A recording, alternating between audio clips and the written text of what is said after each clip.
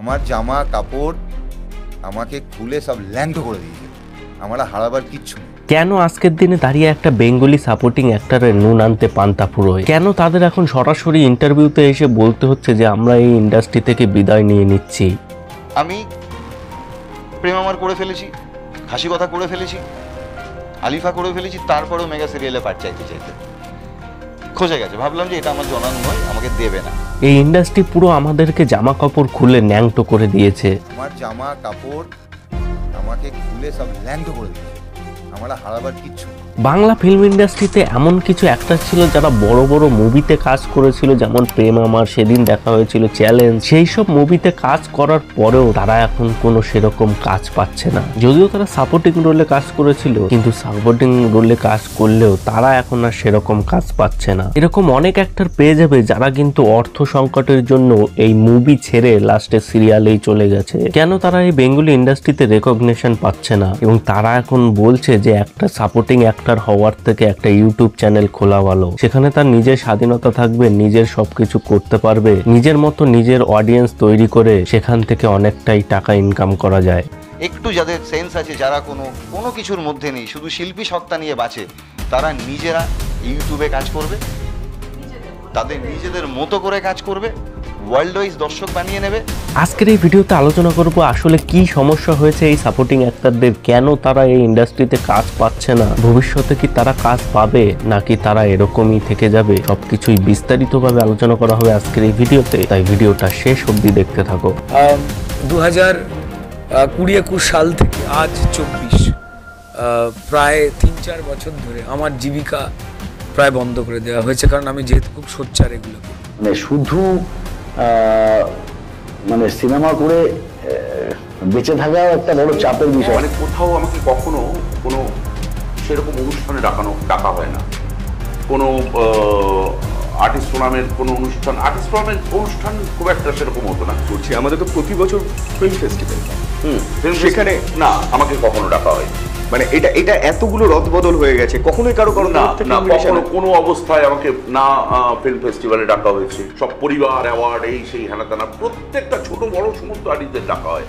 Film কি serial, আমাকে কখনো আমন্ত্রণ জানানো হয় না। আমি এই অভিনয়ের প্রফেশন থেকে নিজেকে স্বেচ্ছায় রিটায়ারমেন্ট বা স্বেচ্ছায় ঘোষণা করলাম। প্রসূন গাইন 2008 সালে 10টা 10 মুভির মাধ্যমে এই বেঙ্গলি ইন্ডাস্ট্রিতে পা রাখেন। তারপরেও তিনি অজস্র হিট মুভিতে কাজ করে, যেমন ধরো চ্যালেঞ্জ মুভিতে অ্যাজ এ পঞ্চা কার্তিকের অ্যাসিস্ট্যান্ট, এবং প্রেম আমার মুভিতে অ্যাজ এ অমিত রবির বন্ধু হিসাবে, এবং সেদিন দেখা হয়েছিল মুভিতে শঙ্কর ঘোষ আবিরের বন্ধু হিসাবে। মানে এরকম হিট মুভিতে কিন্তু অ্যাজ এ ফ্রেন্ড হিসাবে তিনি সাপোর্টিং রোলে কাজ করেছে। এইসব মুভিতে কাজ করার পরেও তারা সেরকম ভাবে রেকগনিশন পায় না, এর জন্যই তারা সেরকম মুভিও অফার পায় না। এবং তারা এখন ইন্টারভিউতে এসে বলছে, কিছু নিউজ পেপার আমাদের আন্ডাররেটেড বলছে, এবং অনেক ডিরেক্টর তো আমাদের সরাসরি নাই বলে দিত, কারণ আমাদের ফেস ভ্যালু নেই। প্রযোজক ভাবেন, কোনো পরিচালক ভাবেন, তখন তাদের হামেশাই একটা জিনিস ফেস করতে হয় যে ওর তো স্যাটেলাইট ভ্যালু নেই, ওর তো রেট নেই।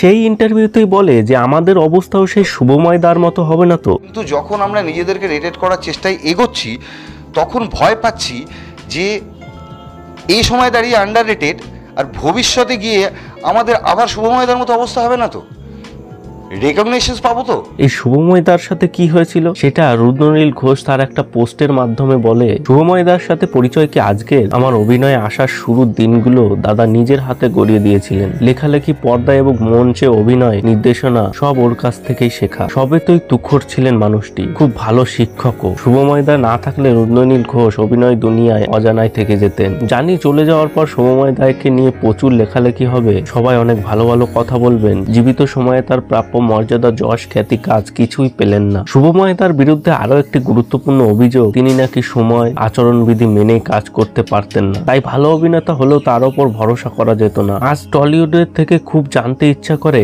এমন বহু অভিনেতা অভিনেত্রী আছে যারা তুমুল পেশাদার, হয়তো সময় আসেন, রূপটানে নিজেদের সুন্দরভাবে সাজিয়ে উপস্থিতও করেন, কিন্তু অভিনয়ের বিন্দু বিসর্গ জানেন না। তারা বেশি যোগ্য না শুভময় দা? অভিনয়ের দুনিয়ার কার কদর বেশি, প্রতিভার না পেশাদারিত্বে? মানে শুভময় দা মারা যাওয়ার পর এটাই বলার চেষ্টা করেছে মানে তিনি এই ইন্ডাস্ট্রি থেকে তার প্রাপ্য মর্যাদা পায়নি। বেঙ্গলি ইন্ডাস্ট্রিতে এমন কিছু অ্যাক্টর আছে যেমন সুমিত গাঙ্গুলি, রজতাভ দত্ত, তাদের যে অ্যাক্টিং লেভেল সেই হিসাবে কিন্তু তারা সেরকম কাজ পায়নি। এই ইন্ডাস্ট্রিতে তারা ছোটখাটো সেরকম রোলই করে গেছে, তাদের আস্তে আস্তে উপরের দিকে ওঠার কথা কিন্তু তারা আস্তে আস্তে নিচের দিকেই নেমে গেছে। সুমিত গাঙ্গুলিও তো একটা ইন্টারভিউতে এসে বলে যে কখনো আমাদের কোনো অ্যাওয়ার্ড শো বা কোনো অনুষ্ঠানে আমাদেরকে ডাকা হয় না। বড় বড় চ্যানেল তাদের যে সব পরিবার অ্যাওয়ার্ড এই সেই হেনাতেনা প্রত্যেকটা ছোট বড় সমস্ত আর্টিস্টদের ডাকা হয়।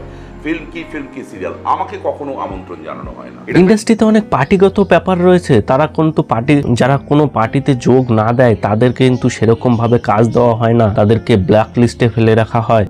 আমি খুব কাছের লোকের কাছ থেকে শুনতে পেয়েছিলাম যে আমাকে নাকি ব্ল্যাক লিস্টেড করে দেওয়া হবে। এরকম সেম পরিস্থিতি কিন্তু একটা সময় আমাদের যিশু সেনগুপ্তরও ছিল, কিন্তু তিনি কিন্তু এই ইন্ডাস্ট্রি ছেড়ে অন্য জায়গায় চলে গেছিল তেলেগু ইন্ডাস্ট্রিতে, যেখানে গিয়ে কিন্তু তিনি ছোট্টখাটো লোল করার পরেই আস্তে আস্তে তিনি বড় বড় মুভিতেও কাজ পায় সেই তেলেগু ইন্ডাস্ট্রিতে, যেখানে তিনি তেলেগু ইন্ডাস্ট্রির বড় বড় মুভি ভীষ্ম, শ্যাম সিংহ রয়, সীতারামম, টাইগার নাগেশ্বর রাও এরকম বড় বড় মুভিতে মেন ভিলেনেরও রোল পায়। এবং তারপরে বেঙ্গলি ইন্ডাস্ট্রি তার কদর বুঝতে পারে, তারপরে কিন্তু তাকে আবার বেঙ্গলি মুভিতে কাস্ট করা হয়, সেখানেও সেই মুভিগুলো দমদার পারফরমেন্স করে, যেমন এই খাদান।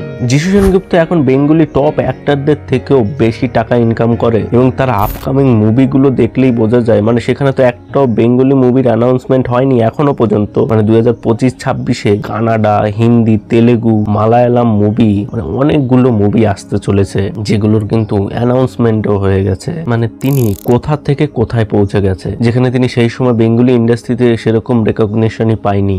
হিন্দি ইন্ডাস্ট্রিতে এমন কিছু অ্যাক্টর আছে যারা কিন্তু এই সাইড রোল করতে করতে এমন জায়গায় পৌঁছে গেছে তারা এখন লিড রোলে কাজ করে, যেমন নওয়াজুদ্দিন সিদ্দিকী, যিনি প্রথমে সারফারাজে একটা ছোট্ট রোলে কাজ করেছিল, তারপরে অনেক মুভিতে ছোট্ট ছোট্ট রোলে কাজ করে, কিন্তু তার ইম্প্যাক্ট গুলো সেই মুভিতে কিন্তু থেকে যায় এবং তারপরে তিনি বড় বড় মুভিতেও কাজ করে এবং তার মুভির ডায়লগ গুলো তো প্রচুর পরিমাণে ভাইরাল এই সোশ্যাল মিডিয়ায়, যেমন जब तक तोड़ेगा नहीं तब तक छोड़ेगा नहीं, जब तक तोड़ेंगे नहीं तब तक छोड़ेंगे, 15 मिनट तक सांस रोक सकता हूँ, मैं 15 मिनट तक अपनी सांस रोक सकता हूँ, मौत को छू के टक से वापस आ सकता हूँ। এইসব ডায়লগ গুলো তো সোশ্যাল মিডিয়ায় প্রচুর ভাইরাল। মানে এখানে মেন প্রবলেম হলো এই বেঙ্গলি ইন্ডাস্ট্রির এমন একটা ফেজ এসেছিল যেখানে কিন্তু এই বেঙ্গলি ইন্ডাস্ট্রির কোনো মুভি চলেনি এবং তারা তো সেরকম মুভি প্রডিউসই করতো না, যেখানে শুধু ইএসকে মুভি, সুরিন্দর ফিল্মস, দেব এন্টারটেনমেন্ট ভেঞ্চার এবং জিৎ ফিল্মও আর কি শুধু কাজ করতো এবং তারাই বছরে 2-3টে মুভি আনতো, আর তাছাড়া কিন্তু কোনো কোম্পানি সেরকম মুভি আনতো না। যদি মুভি না আসে তাহলে এই অ্যাক্টররা কাজ পাবে কি করে? কিন্তু তারপরে যখন ওটিটি প্ল্যাটফর্ম আসলো, হইচই, আড্ডা টাইম এবং আরো কিছু ওটিটি প্ল্যাটফর্ম, সেখানেও কিন্তু অনেক কন্টেন্ট আসতে থাকলো এবং অনেক অ্যাক্টররাই কাজ পেতে শুরু করলো, কিন্তু তার আগে সেরকম কোনো কাজই পাচ্ছিল না কোনো অ্যাক্টরই। কিন্তু একটা কথা বলতে হবে, দেবের ওই খাদান মুভির পরে কিন্তু এই বেঙ্গলি ইন্ডাস্ট্রি অনেকটাই বুস্ট দেয়। তখন এই বেঙ্গলি ইন্ডাস্ট্রির অনেক প্রডিউসাররা ভরসা পায় যে আমরা টাকা লাগালে টাকাটা আসলে উঠতে পারবে, এমন বেঙ্গলি দর্শক আছে যারা টাকাটা তুলতে পারবে। যেমন 6 কোটি টাকা বাজেটের খাদান মুভিটা বক্স অফিসে 26 কোটি টাকা তোলে, একটা হিউজ নাম্বার। তার জন্য তো বেঙ্গলি ইন্ডাস্ট্রির সবাই ভরসা পায় এবং তারপরে আরো অনেক নতুন নতুন কিন্তু এরকম প্রোডাকশন হাউস খুলতে থাকে, যেমন Ankush Hazra motion picture, YD films মানে Yash Dasgupta film, Omkar film production official, big screen production house, MS film, audited motion picture, time music Bangla এবং কিছু মিউজিক কোম্পানি গুলিও তো এই মুভি প্রডিউস করতে থাকে, যেমন জি মিউজিক বাংলা, সারেগামা বেঙ্গলি। মানে এরকম প্রচুর নতুন প্রোডাকশন হাউস খুলতে থাকে এবং তারা মুভি প্রডিউস করতে থাকে রিসেন্ট টাইমে। মানে সোজা ভাষা বলতে গেলে এটা বেঙ্গলি ইন্ডাস্ট্রির আবার স্বর্ণযুগ ফিরে আসছে, সেটাই বলা যায়। সমস্ত মুভি কোম্পানি, সমস্ত প্রডিউসাররা এখন ফিরে আসছে, তারা টাকা লাগাচ্ছে এই বেঙ্গলি ইন্ডাস্ট্রিতে এবং লাস্ট 1-1.5 বছরে দেখো